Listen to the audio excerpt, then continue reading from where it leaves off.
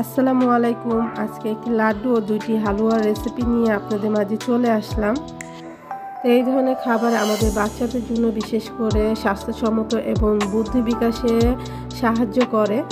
তো এটা হচ্ছে আপেলের হালুয়া, খুবই মজাদার, আর বাদামের হালুয়া দেখতেই অনেক লোভনীয় লাগতেছে। আর সর্বশেষ আমি বলবো লাড্ডু। তো এটা কিসের লাড্ডু আপনারা বলতে পারেন, এটা হচ্ছে মিষ্টি আলুর লাড্ডু, যা অসম্ভব মজা, না খেলে বিশ্বাস করতে পারবেন না। তাহলে চলুন রেসিপিগুলো আমরা দেখে নিই। বাদামের হালুয়া করার জন্য বাদামগুলো কিন্তু আমি 1 ঘন্টা আগে ভিজিয়ে রেখেছিলাম আর সিল্কাগুলো ফেলে দিয়েছি। তো এখন এটা ব্লেন্ডার করে নিব।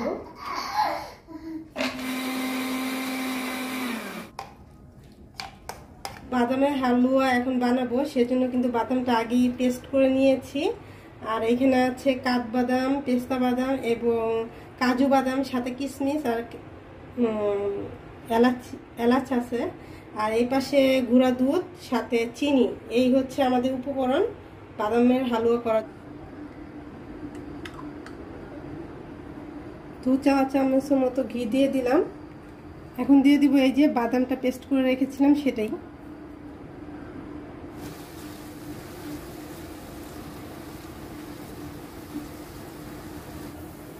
তো কিছুক্ষণ ঘিয়ে ভেজে নিলাম বাদামটা। এখন চিনি দিয়ে দিব। এই তো অলরেডি পানি ছাড়তে শুরু করছে। একটু সামান্য ফুড কালার দিয়ে দিতেছি যাতে কালারটা একটু সুন্দর আসে। তো এখন গুঁড়ো দুধ দিয়ে দিতেছি। আর গুঁড়ো দুধ আমি দুইবার দিব আস্তে আস্তে। প্রথমে 1 চামচ দিয়ে দিলাম, দিয়ে কিছুক্ষণ নাড়াচাড়া করে আবার ঘি দিয়েছিলাম, এখন আবার 1 চামচ দিয়ে দিতেছি যাতে ঘিয়ের সুন্দর একটা স্মেল আসে। এখন দুইটা একসাথে আমি ছেড়ে কিছুক্ষণের মধ্যে একটু ভেজে নামিয়ে দেবো।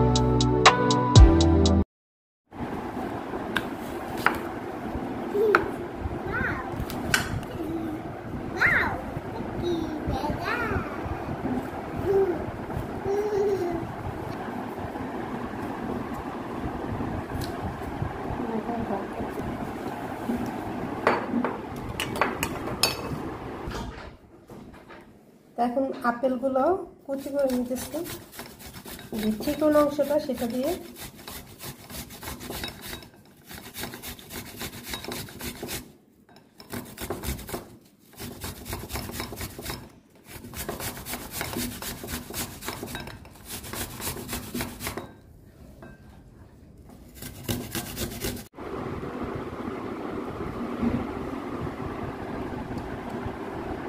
আপেল হালুয়ার জন্য তো ফার্স্টে 2 চামচ ঘি দিয়ে নিচ্ছি।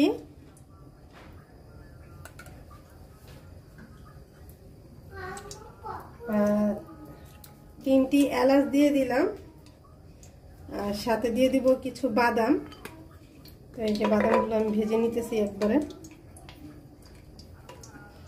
কিশমিশ সব দিব না, ডেকোরেশনের জন্য আমার লাগবে।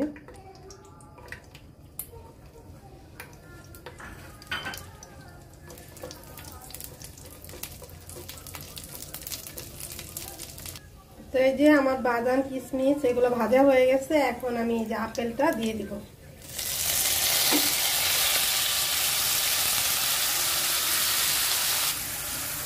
এখন ভালোভাবে নেড়েচেড়ে পানিটা একটু শুকিয়ে আসলে তারপর আমি এই যে চিনি দিয়ে দিব।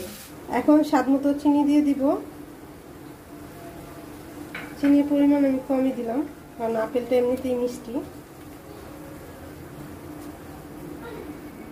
তো সুন্দর একটা কালার চলে আসছে ভাজতে ভাজতে। এখন আমি দিয়ে দিব হচ্ছে 1 চামচের মতো গুঁড়া দুধ। মিষ্টিটা ব্যালেন্স করার জন্য সামান্য একটু লবণ দিয়ে দিলাম।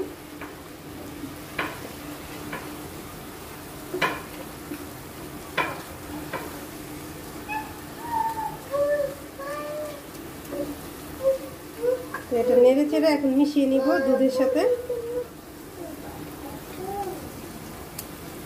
এখন আমি ঢেলে নিচ্ছি বাটিতে। দেখুন কত সুন্দর হয়েছে।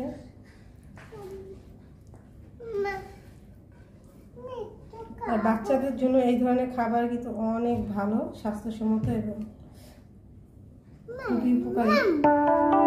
বাদাম দিয়ে দিতেছি।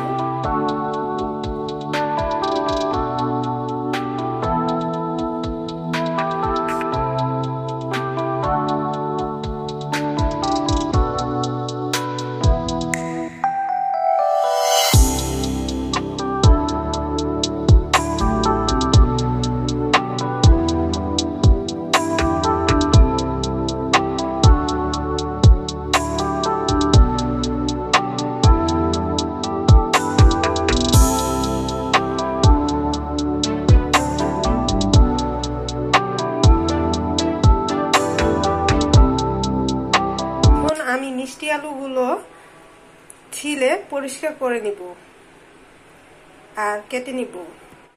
এই তো আমার আলুগুলো পাতলা পাতলা করে কেটে নিয়েছি। এখন এটা সিদ্ধ করে নিব।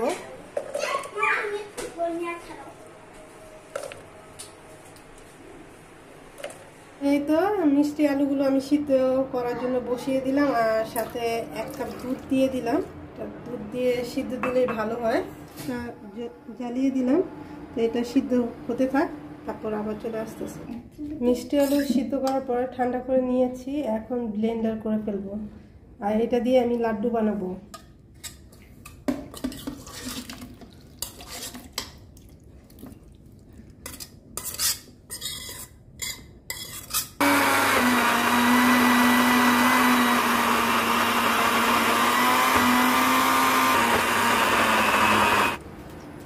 মিষ্টি আলুর লাড্ডু বানানোর জন্য ফার্স্টে আমি ঘি দিয়ে দিয়েছি। ঘিয়ের পরিমাণটা একটু বেশি দিতে হবে। দিয়ে দিতেছি আর এখন দিয়ে দেব সেই মিষ্টি আলু ব্লেন্ডার করাটা।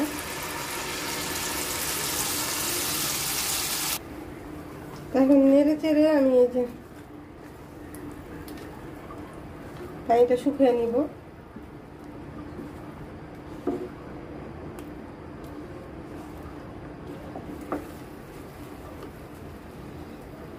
এই পর্যায়ে আমি কিছু বাদাম দিয়ে দিতেছি, কিশমিশ দিয়ে দিতেছি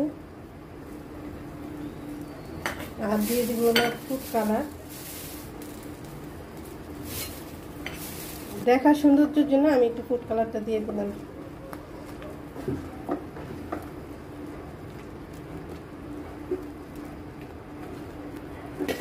যেহেতু মিষ্টি আলুটা এমনিতেই মিষ্টি, সেজন্য আমি চিনির পরিমাণ এখানে কম দিলাম।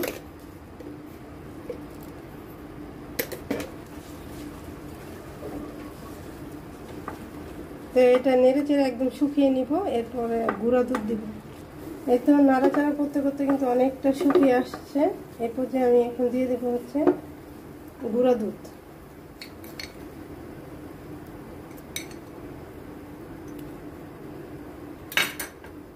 এখন ভালোভাবে নেড়ে চেড়ে মিশিয়ে নিব।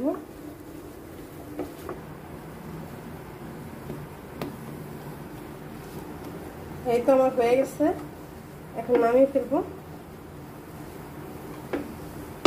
এখন পেন থেকে এরকম ছুটে ছুটে আসবে, তখন বুঝবেন হয়ে গেছে।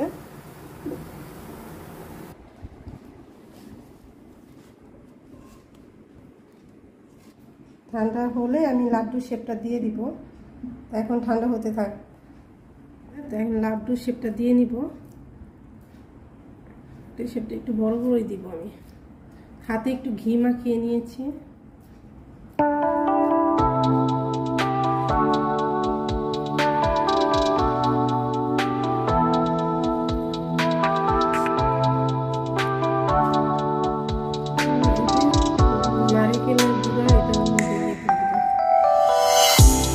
দেখতে সুন্দর।